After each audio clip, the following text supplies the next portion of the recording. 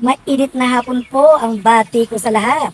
Samantalahin natin na hindi umuulan. Naman tayo sa aking Mamita Vlogs para hatiran kayo konting impormasyon ng aking adventures dito sa Thailand. Going home tayo mga kaibigan.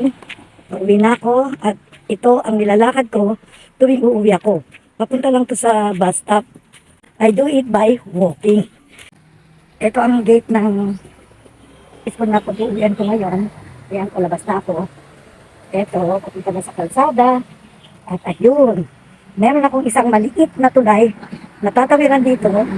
At mamaya makikita nyo yung malaking tulay na tinatawid ko.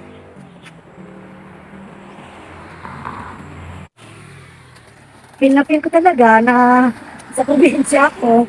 Kasi kaysa magantay ako ng motorcycle, it takes time. Hindi ko alam kung may dadaan dito because this is an inner substreet. Ito ang literal na dinadaanan ko. Merong tatawirin na ilog, merong ng tulay.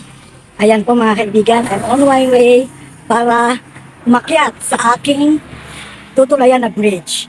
Going to my bus stop para magantay naman ng parang jeep ba, Songteo. The bridge over troubled water at ito po ang ilalim niya. Yan. Approaching the bus stop doon sa intersection pagbaba ng tulay. Behind me is a flea market na may schedule ang pagtitinda ng mga tindera dito every Tuesday and Friday. Arrive at the bus stop, ayan na siya. Doon yung kulay blue.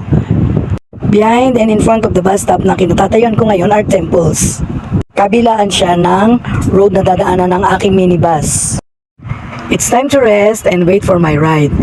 Don't forget to watch, subscribe, comment and share din kung nagustuhan niyo itong video natin for today. Thanks for watching nga pala. Bye! Bye! Bye! Bye! Bye!